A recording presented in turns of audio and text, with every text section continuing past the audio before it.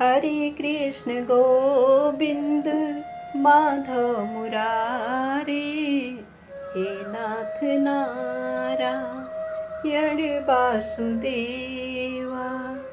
जय श्री कृष्णा, राधे राधे। आप सभी का हमारे YouTube चैनल पर हार्दिक स्वागत है। आज हम सुनेंगे पुरुषोत्तम मास के 5वें अध्याय की कथा, साथ में श्रीमद् भागवत गीता के दूसरे अध्याय का पाठ। दोस्तों, पुरुषोत्तम मास में गीता पाठ पढ़ना या सुनना बहुत ही पुण्य फल देने वाला होता है, इसलिए आप इस कथा को नित्य सुने और आपको कथा कैसी लगी कमेंट्स में ज़रूर बताएं। तो आइए कथा को शुरू करते हैं। नारद जी बोले, हे महाभाग, हे तपोनिधे। इस प्रकार अधिमास के वचनों को सुनकर हरि ने चरणों के आगे पड़े हुए अधिमास से क्या कहा। श्री नारायण बोले, हे पाप रहित, हे नारद, जो हरि ने मलमास के प्रति कहा वह हम कहते हैं, सुनो।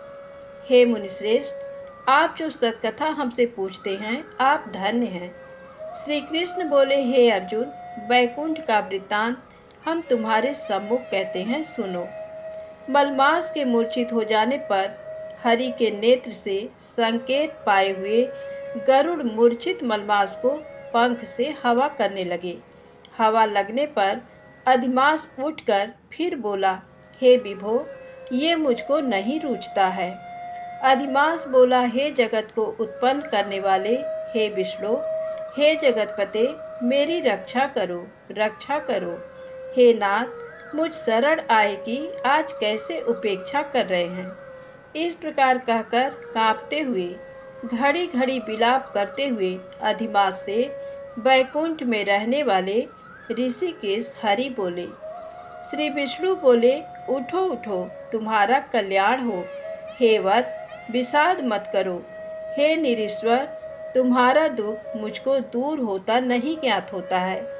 ऐसा कहकर प्रभु मन में सोचकर क्षण भर में उपाय निश्चय करके पुनः अधिमास से मधुसूदन बोले। श्री विष्णु बोले, हे वत्स, योगियों को भी जो दुर्लभ गोलोक है वहाँ मेरे साथ चलो, जहाँ भगवान श्री कृष्ण पुरुषोत्तम ईश्वर रहते हैं। गोपियों के समुदाय के मध्य में स्थित दो भुजा वाले मुरली को धारण किए हुए नवीन मेघ के समान श्याम, लाल कमल के सदृश नेत्र वाले, शरद पूर्णिमा के चंद्रमा के समान अति सुंदर मुख वाले, करोड़ों कामदेव के लावण्य की मनोहर लीला के धाम, पीतांबर धारण किए हुए, माला पहने, बनमाला से विभूषित, उत्तम रत्नाभरण धारण किए हुए, प्रेम के भूषण, भक्तों के ऊपर दया करने वाले, चंदन चर्चित सर्वांग, कस्तूरी और केसर से युक्त, वक्षस्थल में श्रीवत्स चिन्ह से शोभित, कौस्तुभ मणि से विराजित, श्रेष्ठ से श्रेष्ठ रत्नों के सार से रचित, किरीट वाले, कुंडलों से प्रकाशमान, रत्नों के सिंहासन पर बैठे हुए, पार्षदों से घिरे हुए जो हैं, वही पुराण पुरुषोत्तम परब्रह्म हैं। वे सर्वतंत्र स्वतंत्र हैं, ब्रह्मांड के बीच सबके आधार, परे से भी परे, निष्प्रिय, निर्विकार, परिपूर्णतम प्रभु, माया से परे, सर्वशक्ति संपन्न, गुण रहित, नित्य शरीरी, ऐसे प्रभु जिस गोलोक में रहते हैं वहाँ हम दोनों चलते हैं। वहाँ श्री कृष्ण चंद्र तुम्हारा दुख दूर करेंगे। श्री नारायण बोले। ऐसा कहकर अधिमास का हाथ पकड़कर हरि गोलोक को गए।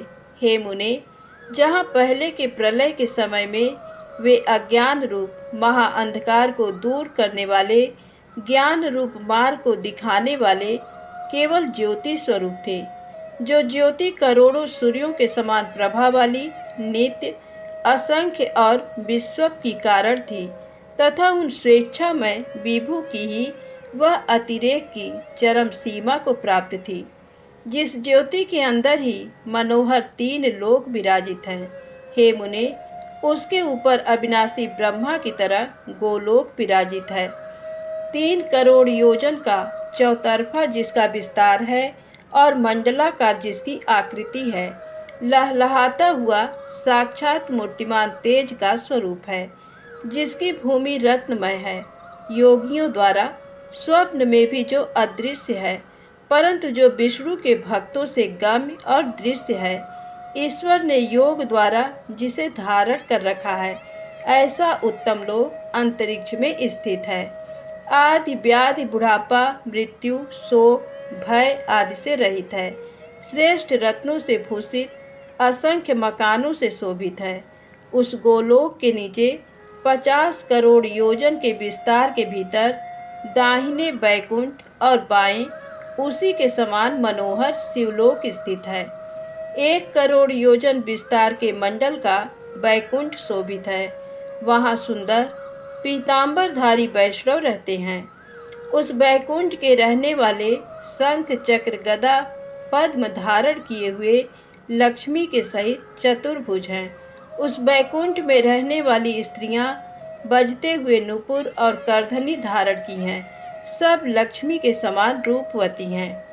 गोलोक के बाएं तरफ जो शिवलोक है, उसका करोड़ योजन विस्तार है और वह प्रलय शून्य है। सृष्टि में पार्षदों से युक्त रहता है।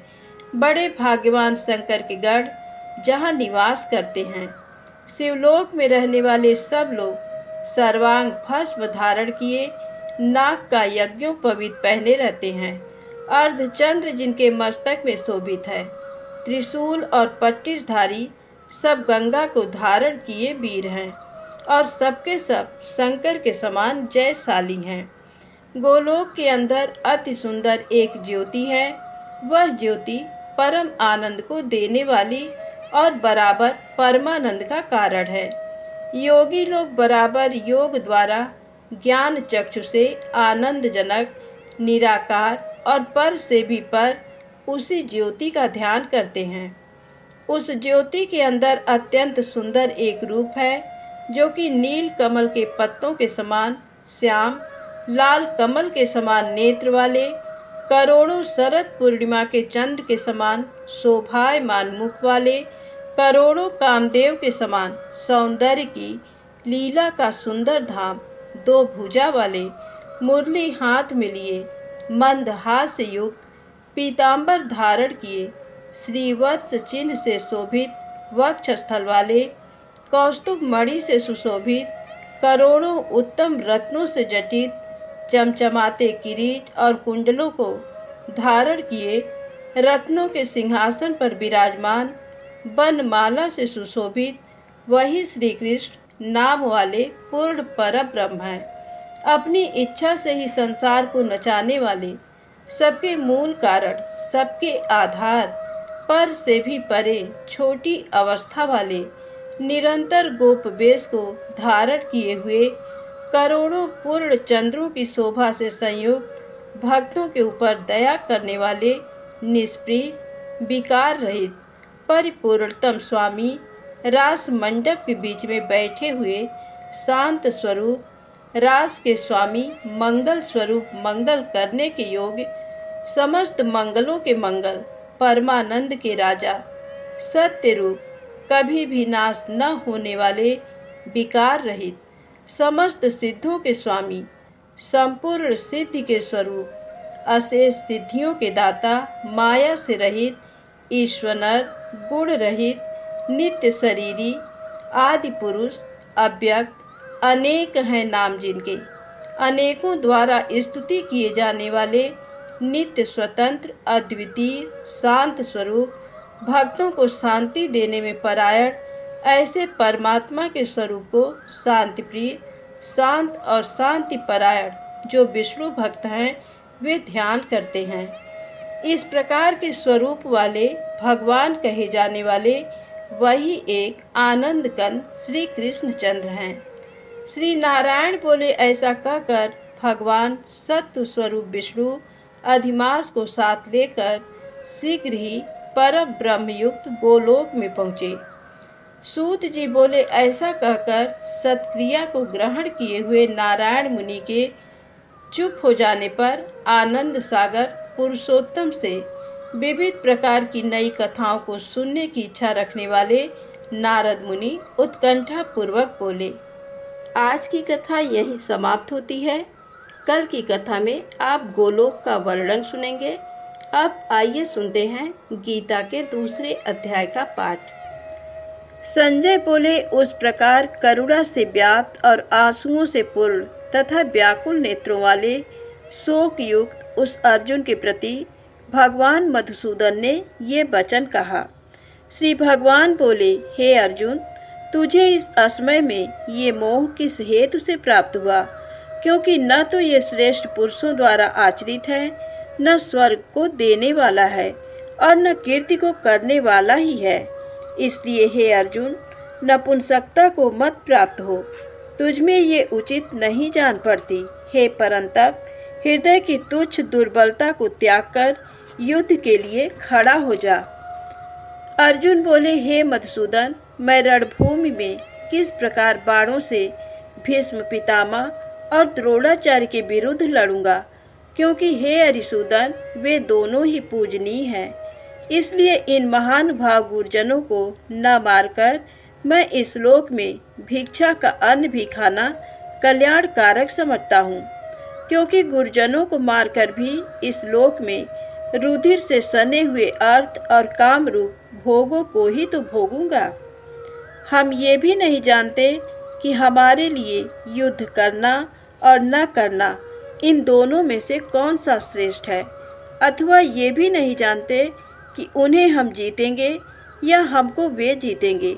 और जिनको मारकर हम जीना भी नहीं चाहते, वे ही हमारे आत्मी धृतराष्ट्र के पुत्र हमारे मुकाबले में खड़े हैं। इसलिए कायरता रूप दोष से उपहत हुए स्वभाव वाला तथा धर्म के विषय में मोहित चित्त हुआ मैं आपसे पूछता हूँ कि जो साधन निश्चित कल्याण कारक हो वह मेरे लिए कहिए। क्योंकि मैं आपका शिष्य हूँ, इसलिए आपके शरण में आए हुए मुझको शिक्षा दीजिए। क्योंकि भूमि में निष्कंटक धन धान्य संपन्न राज्य को और देवताओं के स्वामी पने को प्राप्त होकर भी मैं उस उपाय को नहीं देखता हूँ जो मेरी इंद्रियों के सुखाने वाले शोक को दूर कर सके। संजय बोले, हे राजन, निद्रा को जीतने वाले अर्जुन अंतर्यामी श्री कृष्ण महाराज के प्रति इस प्रकार कहकर फिर श्री गोविंद भगवान से युद्ध नहीं करूँगा ये स्पष्ट कहकर चुप हो गए। हे भरतवंशी धृतराष्ट्र, अंतर्यामी श्री कृष्ण महाराज दोनों सेनाओं के बीच में शोक करते हुए उस अर्जुन को हंसते हुए से ये वचन बोले। श्री भगवान बोले, हे अर्जुन, तू न शोक करने योग्य मनुष्यों के लिए शोक करता है और पंडितों के से वचनों को कहता है, परंतु जिनके प्राण चले गए हैं उनके लिए और जिनके प्राण नहीं गए हैं उनके लिए भी पंडित जन शोक नहीं करते हैं। न तो ऐसा ही है कि मैं किसी काल में नहीं था, तू नहीं था, अथवा ये राजा लोग नहीं थे, और न ऐसा ही है कि इससे आगे हम सब नहीं रहेंगे। जैसे जीवात्मा की इस देह में बालकपन, जवानी और वृद्धावस्था होती है, वैसे ही अन्य शरीर की प्राप्ति होती है। उस विषय में धीर पुरुष मोहित नहीं होता। हे कुंती पुत्र, सर्दी, गर्मी और सुख दुख को देने वाले इंद्रिय और विषयों के संयोग तो उत्पत्ति, विनाशशील और अनित्य हैं। इसलिए हे भारत, उनको तू सहन कर। क्योंकि हे पुरुष श्रेष्ठ, दुख सुख को समान समझने वाले जिस धीर पुरुष को ये इंद्रिय और विषयों के संयोग व्याकुल नहीं करते, वह मोक्ष के योग्य होता है। असत वस्तु की तो सत्ता नहीं है और सत का अभाव नहीं है। इस प्रकार इन दोनों का ही तत्व ज्ञानी पुरुषों द्वारा देखा गया है। नाश रहित तो तू उसको जान जिससे यह संपूर्ण जगत दृश्य वर्ग व्याप्त है। इस अविनाशी का विनाश करने में कोई भी समर्थ नहीं है। इस नाश रहित अप्रमेय नित्य स्वरूप जीवात्मा के ये सब शरीर नाशवान कहे गए हैं। इसलिए हे भरतवंशी अर्जुन, तू युद्ध कर। जो इस आत्मा को मारने वाला समझता है तथा जो इसको मरा मानता है, वे दोनों ही नहीं जानते, क्योंकि ये आत्मा वास्तव में न तो किसी को मारता है और न किसी के द्वारा मारा जाता है। ये आत्मा किसी काल में भी न तो जन्मता है और न मरता ही है, तथा न ये उत्पन्न होकर फिर होने वाला ही है, क्योंकि ये अजन्मा, नित्य, सनातन और पुरातन है।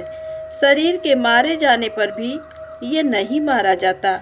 हे पृथा पुत्र अर्जुन, जो पुरुष इस आत्मा को नाश रहित, नित्य, अजन्मा और अव्यय जानता है, वह पुरुष कैसे किसको मरवाता है और कैसे किसको मारता है। जैसे मनुष्य पुराने वस्त्रों को त्याग कर दूसरे नए वस्त्रों को ग्रहण करता है, वैसे ही जीवात्मा पुराने शरीरों को त्याग कर दूसरे नए शरीरों को प्राप्त होता है। इस आत्मा को शस्त्र नहीं काट सकते, इसको आग नहीं जला सकती, इसको जल नहीं गला सकता और वायु नहीं सुखा सकता, क्योंकि ये आत्मा अक्षेद्य है। ये आत्मा अदाय, अक्लेद्य और निस्संदेह अशोष्य है, तथा ये आत्मा नित्य, सर्वव्यापी, अचल, स्थिर रहने वाला और सनातन है। ये आत्मा अव्यक्त है, ये आत्मा अचिंत्य है और ये आत्मा विकार रहित कहा जाता है। इससे हे अर्जुन, इस आत्मा को उपर्युक्त प्रकार से जानकर तू शोक करने को योग्य नहीं है, अर्थात तुझे शोक करना उचित नहीं है। किंतु यदि तू इस आत्मा को सदा जन्मने वाला तथा सदा मरने वाला मानता हो, तो भी हे महाबाहो, तू इस प्रकार शोक करने के योग्य नहीं है, क्योंकि इस मान्यता के अनुसार जन्मे हुए की मृत्यु निश्चित है और मरे हुए का जन्म निश्चित है। इससे भी इस बिना उपाय वाले विषय में तू शोक करने को योग्य नहीं है। हे अर्जुन, संपूर्ण प्राणी जन्म से पहले अप्रकट थे और मरने के बाद भी अप्रकट हो जाने वाले हैं, केवल बीच में ही प्रकट हैं। फिर ऐसी स्थिति में क्या शोक करना है। कोई एक महापुरुष ही इस आत्मा को आश्चर्य की भांति देखता है और वैसे ही दूसरा कोई महापुरुष ही इसके तत्व का आश्चर्य की भांति वर्णन करता है, तथा दूसरा कोई अधिकारी पुरुष ही इसे आश्चर्य की भांति सुनता है और कोई कोई तो सुनकर भी इसको नहीं जानता। हे अर्जुन, ये आत्मा सबके शरीर में सदा ही अबद्ध है। इस कारण संपूर्ण प्राणियों के लिए तू शोक करने के योग्य नहीं है, तथा अपने धर्म को देखकर भी तू भय करने योग्य नहीं है, अर्थात तुझे भय नहीं करना चाहिए, क्योंकि क्षत्रिय के लिए धर्म युक्त युद्ध से बढ़कर दूसरा कोई कल्याणकारी कर्तव्य नहीं है। हे पार्थ, अपने आप प्राप्त हुए और खुले हुए स्वर्ग के द्वार रूप इस प्रकार के युद्ध को भाग्यवान क्षत्रिय लोग ही पाते हैं। किंतु यदि तू इस धर्म युक्त युद्ध को नहीं करेगा, तो स्वधर्म और कीर्ति को खोकर पाप को प्राप्त होगा, तथा सब लोग तेरी बहुत काल तक रहने वाली अपकीर्ति का भी कथन करेंगे, और माननीय पुरुष के लिए अपकीर्ति मरण से भी बढ़कर है। और जिनकी दृष्टि में तू पहले बहुत सम्मानित होकर अब लघुता को प्राप्त होगा, वे महारथी लोग तुझे भय के कारण युद्ध से हटा हुआ मानेंगे। तेरे बैरी लोग तेरे सामर्थ्य की निंदा करते हुए तुझे बहुत से न कहने योग्य वचन भी कहेंगे। उससे अधिक दुख और क्या होगा।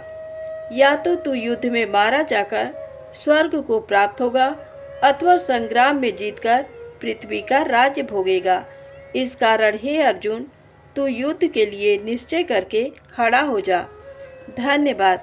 प्रेम से बोलें जय श्री कृष्णा, राधे राधे। दोस्तों, यदि आपको वीडियो पसंद आए तो प्लीज़ लाइक अवश्य करें, चैनल को सब्सक्राइब करें, ज़्यादा से ज़्यादा शेयर करें। जय माता दी, जय भोलेनाथ।